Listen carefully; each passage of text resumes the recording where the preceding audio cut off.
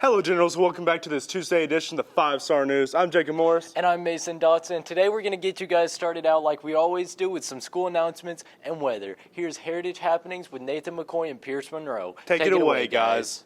Thanks, guys, for that awesome intro. Now, let's jump right into some Tuesday announcements. Attention students, the girls trio of Caitlin Davis, Avery Frost, and Jenna Yin won the GHSA Literary Meet State Competition on Saturday, March 26.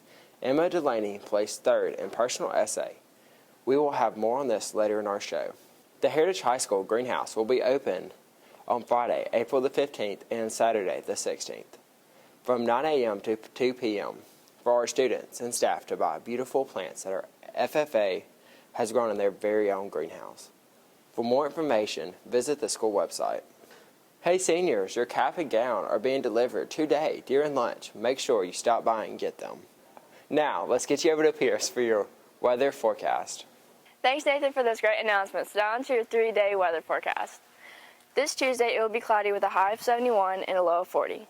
Wednesday, it will be partially cloudy with a high of 81 and a low of 55. And for Thursday, there will be a 40% chance of rain, and there will be a high of 68 and a low of 49. So don't forget your rain jacket this Thursday. Now let's get you back to our anchors for more news. Great job, you two. Moving on to our literary team, they scored big at the state meet. They sure did. A few students brought home awards, 3 brought home gold. Here's 5-Star News reporters Emma Youngblood, Ethan Anderson, and Penner Alton with more on the story. A few of our students who placed first in the region went down to Milledgeville this past Saturday to perform at the state GHSA literary competition. Emma Delaney placed third in her personal essay, and our girls trio placed first in the state. The girls trio is Kaylin Davis, Avery Frost, and Jenna Yin. Hi, we're Heritage High School's literary trio. I'm Jenna, this is Avery, and that's Kaylin. This past Saturday, we went to compete in Milledgeville against 7 other trios to see if we could win state. And we did. We got a 97 from one judge and a 99 from another, so that was pretty good. They have worked really hard this past month or so getting their 2 pieces together. They sang a Latin song and then an English song. They were contrasting pieces. I'm just really proud of them. Mm-hmm. Yeah. I mean, we've all sang together since like 6th and 7th grade, and just coming together our senior year and just like winning state and being the first trio in Heritage to ever do it is pretty cool. Mm-hmm. Congrats to the students and teachers with the literary teams. Moving on to a pretty big event that took place last Friday for seniors that went to Wood Station Elementary School. That's right. It was Wood Station's homecoming. It was a chance for the seniors to go back and reminisce about those days 7 years ago. And good news for you, we were there rolling. That's right. Here's 5-Star News reporters Shane Davis, Noah Crittenden, and Braden McBriar.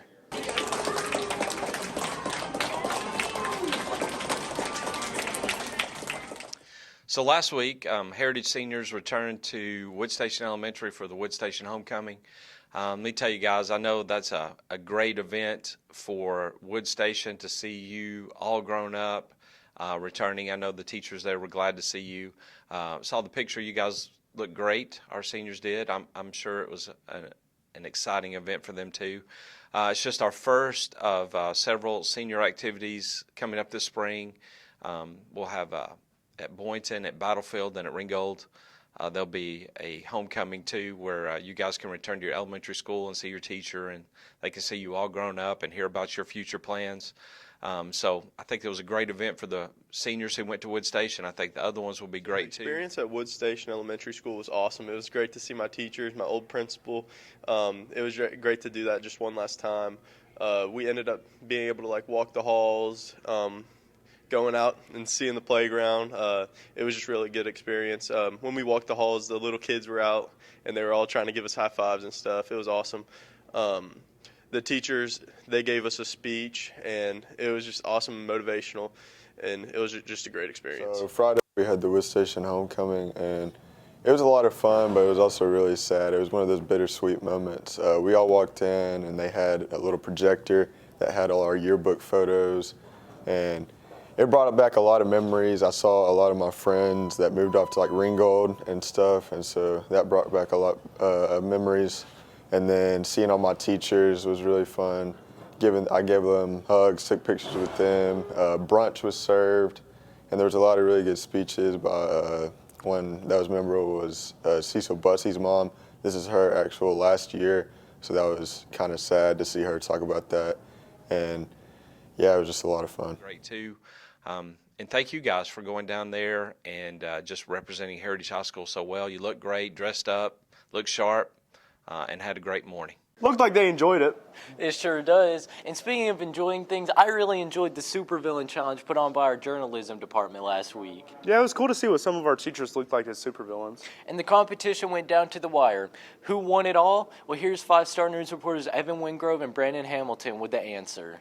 So yesterday was the final of the bracket, which was Mr. Wen as Syndrome from The Incredibles and Mr. Johnston as the Green Goblin. So we posted that on Twitter and Instagram, and then this morning we collected all the votes and stuff. And it was like, I'm trying to think, it was like 60-something to 40-something. It was kind of close because on Instagram Mr. Wen was winning and Twitter Mr. Johnston was winning. Well, it looks like I was the winner of the Teacher Villain Contest. And I just have to say, I'm a winner. This is what I do. I win at everything. There was no surprise in who the winner was going to be. I knew who the winner was going to be. I was the best looking contestant. I'll have to say that. Thank you to the journalism class for this very prestigious honor. I expect lots of money and fame and notoriety to accompany this highly prestigious honor. And I feel good about myself. I'm the supervillain of this entire school. Everybody knows it, and I feel good about myself. But votes ended up in Mr. Johnston's favor, and he won. Personally, I'm the one who photoshopped Mr. Johnston, so I'm very happy that he won, and he was my favorite, so I'm happy that he won. And, yeah.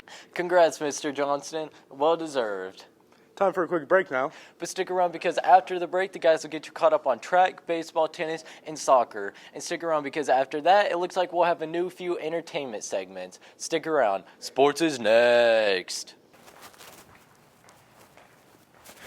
You! Why are you here in ISS? I skipped win time. Why would you skip win time? Sleep. Well, would you look at this poor slob of a man? He skipped his win time. Do you know how important win time is? Well, don't you worry. I'm here to explain that to you. You see, win time is a special program that happens at the first half of lunch. Now, during this first half, you may either go to a class that you're behind in or missing work in to either catch up in that class or to make up your missing work. Now, you can't go to any win time during any lunch. You can only go on specific days for specific subjects. For example, on Monday is social studies and English. On Tuesday is math. On Wednesday is science and English. On Thursday is social studies and math. And on Friday is science. And that's how win time works. Welcome to sports, everyone. Me and Alex here to get you caught up on a busy weekend from your Heritage sports teams. And we'll start today with track, as our athletes took part in the prestigious Dalton Invitational last weekend. And our guys and gals did rather well. Here's sports reporters Evan Wingrove and Brandon Hamilton with the track recap. So the track team went down to Dalton on Saturday for the Dalton Rotary, and it was an excellent time. We had a lot of athletes that did a really good job. It was extremely windy that day. They were running against like 20-mile-per-hour winds, so it made it really, really hard. But we had some kids who were able to get on the podium and get a medal.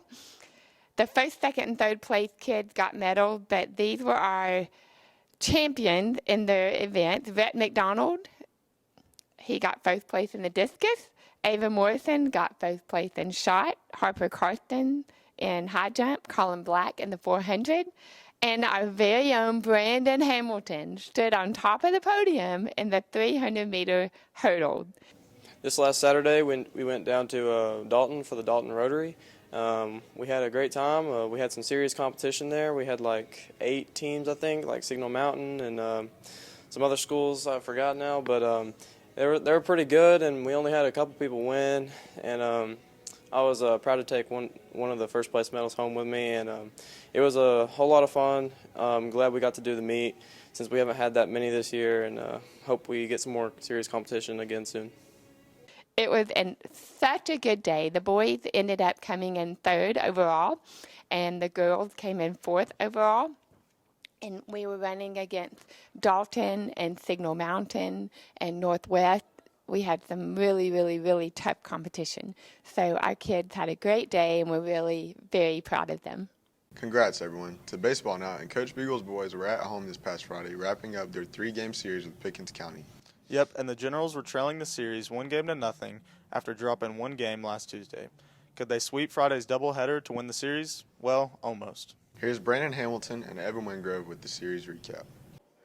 Yeah, to recap our doubleheader here Friday against Pickens County, we really needed to take both those games on Friday after dropping the first game of the series over there at their place on Tuesday. So first game on Friday, got down 4 runs early, kind of battled back, kind of fought our way back in, kind of clawed our way back into that game, and actually tied the game up, took it into extra innings, and they were able to score some in the top of the 8th to beat us 6-4 in the top of the 8th on the game 1. Guys kind of bounced back and grabbed the nightcap of that game, of that series, and won game 2 on Friday, 6-4, which you didn't win the series, but if it comes down to tiebreakers, every win is crucial. So it was good to at least get one of those on Friday for us, and that kind of sent us into Saturday or back into our last non-region game of the year at Signal Mountain. Was able to defeat Signal Mountain Saturday 13-3.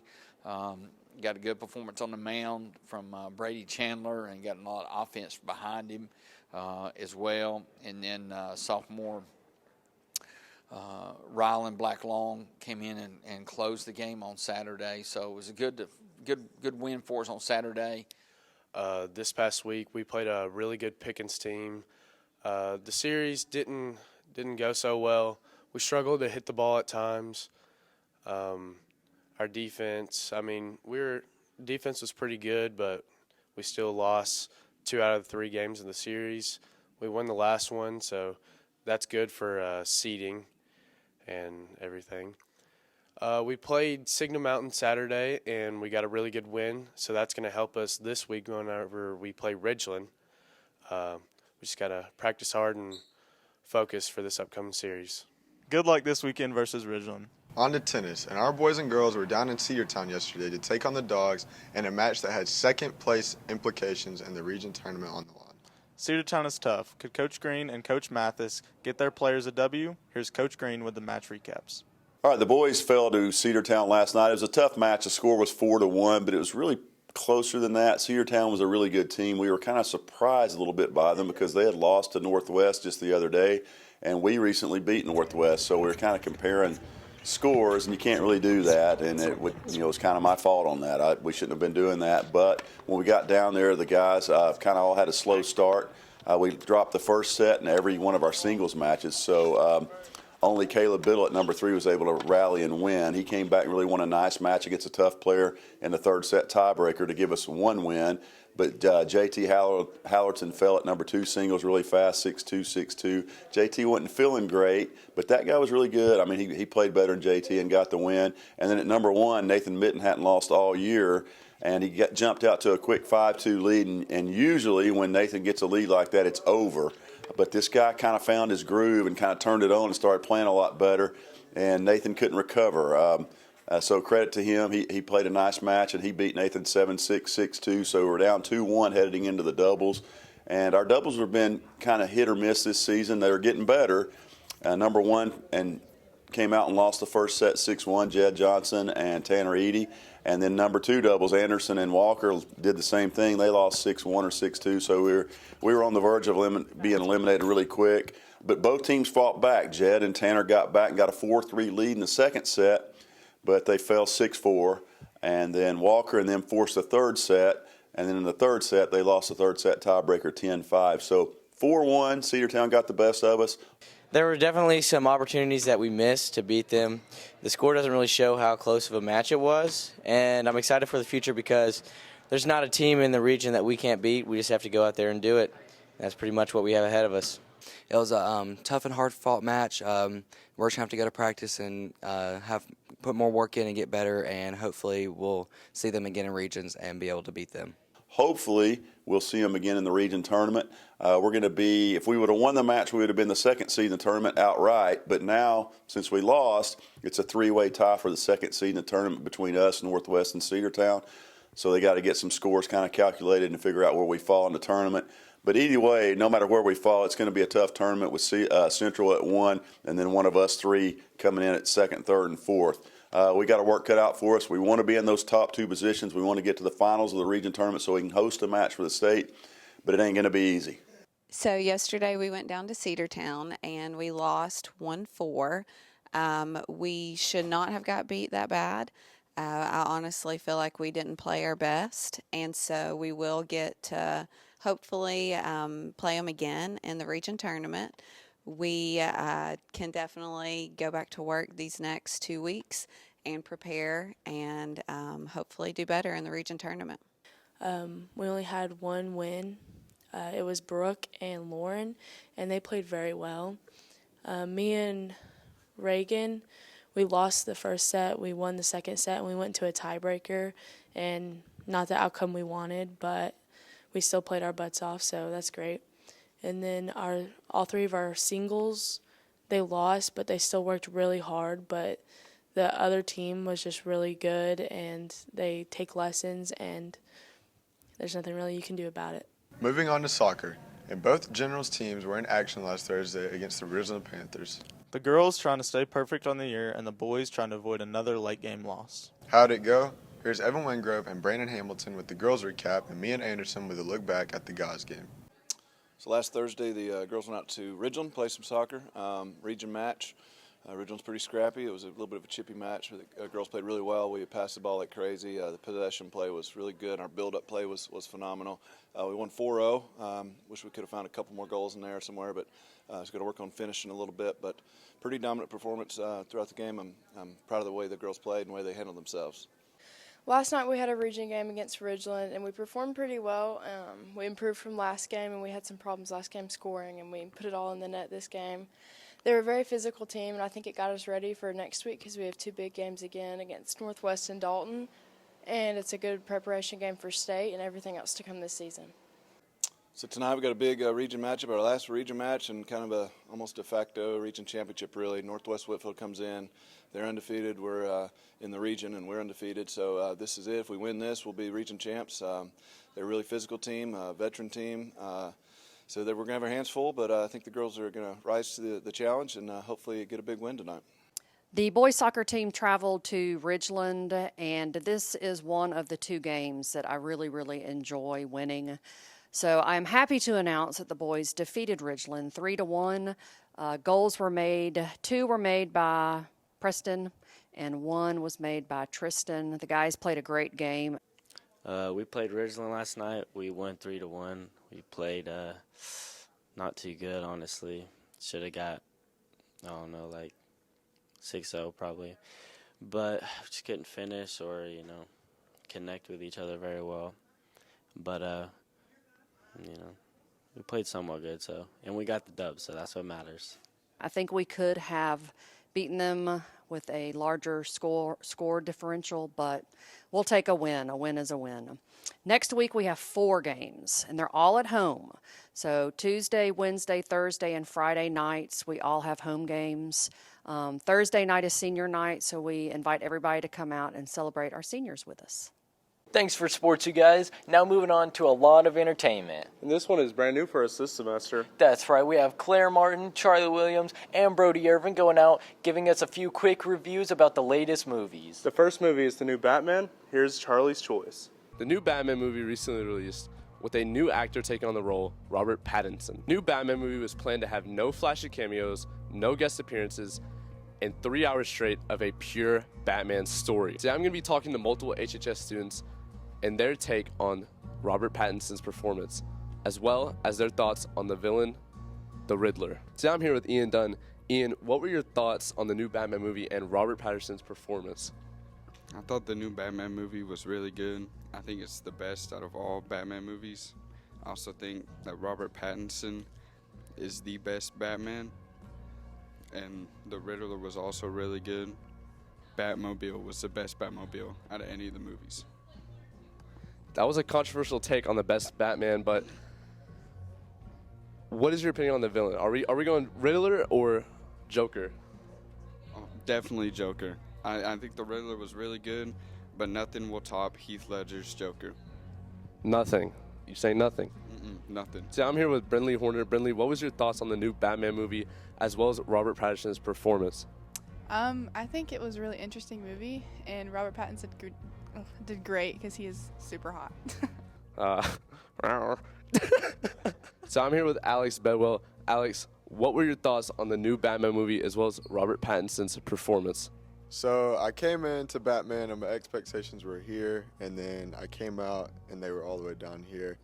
I expected a lot more Bruce Wayne, and there were about 5 minutes of Bruce Wayne total in the entire movie, and there was a lot of action, which I liked, but I really did expect there would be more Bruce Wayne, but I kind of get why they didn't do that because I don't really think he's too good of an actor as Batman, and those showed Alfred kind of carried the scenes and the scenes where he was Bruce Wayne. But Batman, he was really good as Batman. Overall, I'm going to give the movie about a 7 out of 10. It was a bit too long for me. I got bored at some points, and some of the stuff seemed a bit just not really representative of how the movie. But everybody else loved it, so I just may be crazy. I don't know. Okay, but what were your thoughts on the Riddler? I loved the Riddler. I thought he was the best actor in the movie, best character. I loved him. Awesome, yeah.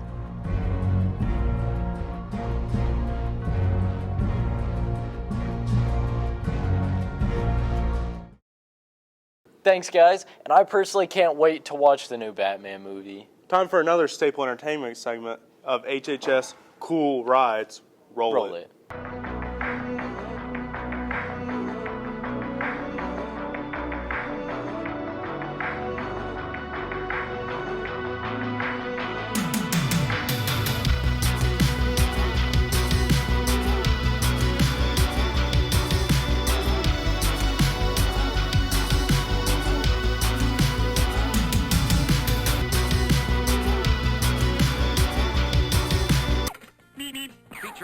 I'm Dorian Dalton. This is my 1993 Dodge Dakota. It's got the 3.9 liter Dodge Magnum V6 in it. Sad it's not a 5.2 Magnum V8. We got this truck about 2 years ago. It had 158,000 miles on it. We bought it from a friend of a friend. Don't know why we bought it. I was originally going to get a big block Impala, but we see how that went. What I like about this thing, though, is it taught me a lesson. Be grateful for what I get, but what I hate about it is it runs like garbage. Don't ever get one of these, please. Yeah, I'm smoking my own truck. I don't care, but it's loud. Hi, this is my 1997 Jeep Wrangler, and my dad bought it back in 1998 when it was still pretty new, and he's had it since then, and it's just 2 owners now, and so he kind of saved it for me because he doesn't drive it very much because we kind of use it for off-roading. But it's got a 2.5 liter 4-cylinder engine with like 120 horsepower, so it's really slow, but you know, it gets the job done. It's got a 5-speed manual transmission, and it's got aux lockers front and rear. It's got 35-inch tires with American Racing aluminum wheels. And it's really fun to drive, especially with the top off here in the summer. Haven't got it out much lately, but since it's getting warm outside, it's a great time to get it out. A good old Dodge Dakota. Moving on now to another new entertainment segment for us this week, and it has to do with hiking. That's right up my alley, and we're calling it Heritage Takes a Hike. That's right. This is where 5-star news reporter Owen Bryant goes out and reviews the community's favorite hiking trails. Where do you go this week? Here's Owen with Heritage Takes a Hike.